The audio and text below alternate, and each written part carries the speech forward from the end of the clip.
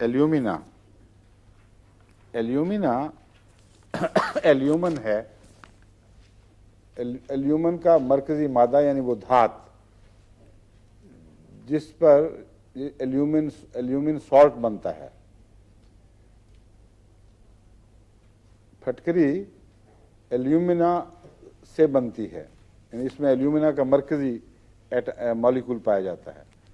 اور ایلیومینا آپ جانتے ہیں سب، ایلیومینیم نہیں ہوتا جو برتن وغیرہ جو روزمرہ کے بنتے ہیں اور بڑی کثرت سے استعمال ہوتا ہے.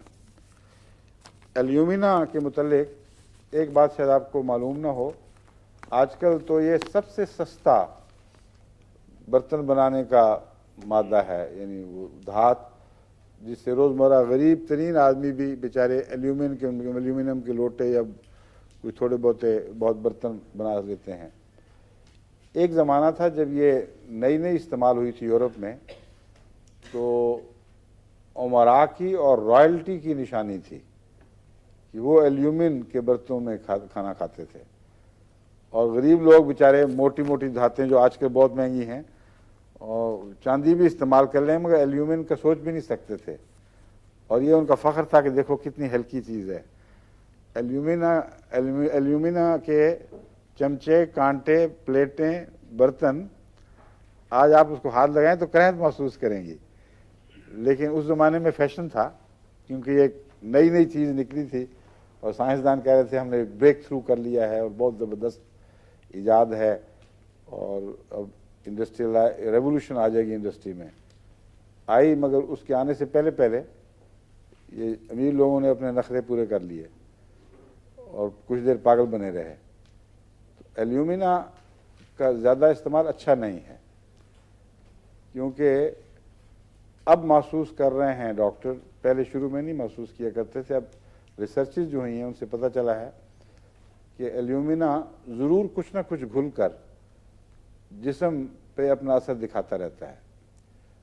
اور اس کی ایک خصوصیت ایسی ہے جس سے میں سمجھتا ہوں کہ ہمیں اس کے متعلق زیادہ احتیاط کرنی چاہیے. آرٹیریو سکلیروسس میں یہ چوٹی کی دوا ہے، جس کا مطلب یہ ہے کہ آرٹیریو سکلیروسس پیدا کرنے کا اس میں مادہ موجود ہے. اور اس سے مراد یہ ہے کہ خون کی رگوں میں تنگی پیدا ہو جاتی ہے اور کرونک تنگی ہے، اور دماغ کی طرف جو فیڈ کرتی ہیں رگیں وہ نسبتاً کم اور پھر آہستہ آہستہ کم تر پہنچانے لگتی ہیں، جس کے نتیجے میں جو بڑھاپے کے اثرات تیزی سے بڑھتے ہیں، یادداشت پر بہت برا اثر پڑتا ہے، عضلات سخت ہونے شروع ہو جاتے ہیں اور بیکار ہونے لگتے ہیں. بعض دفعہ ہائی بلڈ پریشر ہوتا ہے، بعض دفعہ لو بلڈ پریشر ہوتا ہے. آرٹیریو سکلیروسس کے متعلق عام طور پر لوگ سمجھتے ہیں کہ ضرور اس کا ہائی بلڈ پریشر سے تعلق ہوگا، مگر ضروری نہیں ہے. ہائی بھی ہوتا ہے، لو بھی ہوتا ہے، اور مریض تیزی سے ڈسیبل سا ہوتا چلا جاتا ہے، ذہنی لحاظ سے بھی عضلاتی لحاظ سے بھی.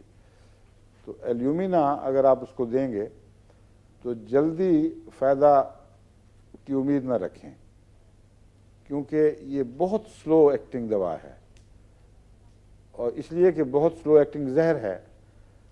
جو زہر آہستہ آہستہ جسم پر اثر دکھاتا ہے، وہ جب دوا بنتا ہے تو دوا بھی آہستہ آہستہ اثر دکھاتی ہے اور سالوں پر بعض دفعہ اثر پھیلتا ہے. اس لیے ایسے موقع پر کرونک ٹریٹمنٹ کے لیے اگر آپ ایلیومینا استعمال کریں تو میرا مشورہ یہی ہے کہ آپ اونچی طاقت میں اور لمبے وقفوں کے بعد دیا کریں. مثلا مہینے کے بعد 1000 طاقت میں یا 10,000 میں، یا اگر 200 استعمال کرنی ہے تو 10ویں دن ایک خوراک دے دی. اور اس کا جب اثر ظاہر ہوگا، اگر ہوا تو ایکیومولیٹڈ اثر پھر ظاہر ہوتا ہے. کچھ دیر تک کچھ نہیں پتہ لگے گا کہ کچھ مل بھی رہا ہے کہ نہیں، کیونکہ جو فائبرز تبدیل ہو چکے ہیں، جو ان کے اندر بیٹھ چکی ہیں بعض چیزیں، بعض گنجلیں بن گئی ہیں، جان نکل گئی ہے ان سے، ان میں رفتہ رفتہ جان پڑے گی، رفتہ رفتہ صاف ہوں گے. جب ہوتا ہے تو پھر تھوڑے عرصے میں نمایاں تبدیلیاں دکھائی دینے لگ جاتی ہیں. 1 سال آپ دوائی دیں کسی کو ایلیومنا اور شروع میں ہو سکتا ہے کوئی فائدہ نہ ہو، اس لیے یہ ایکیوٹ میں نہیں استعمال ہوگی ان بیماریوں میں، ورنہ ڈاکٹر آپ کی دوائی لے گا کہ مجھے تو کوئی فائدہ نہیں ہوا. وہ تو فوری فائدہ چاہتے ہیں مریض. یہ ایسے مریض پر استعمال ہونے چاہیے جو سمجھدار اتنا ہو کہ وہ پتہ لگے کہ تمہاری گہری لمبی بیماری ہے، اس کو کھانے میں حرج کوئی نہیں، 1-2 سال استعمال کرو، اگر فائدہ ہوا تو پھر یہ رخ پلٹ جائے گا اور تیزی سے بیکار ہو کر موت میں جانے کی بجائے تم تھوڑے سے اور اچھے دن کاٹ لو گے. اس لیے لمبے عرصے والی دواؤں میں مریض کو سمجھانا ضروری ہوا کرتا ہے اور پھر دیتے رہیں آرام سے اس کو.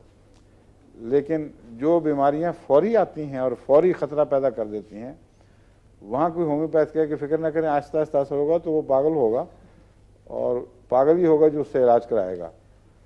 اس لیے جو فوری ضرورت کی دوائیں ہیں ان کو فوراً استعمال ہونا، فوراً اثر دکھانا چاہیے.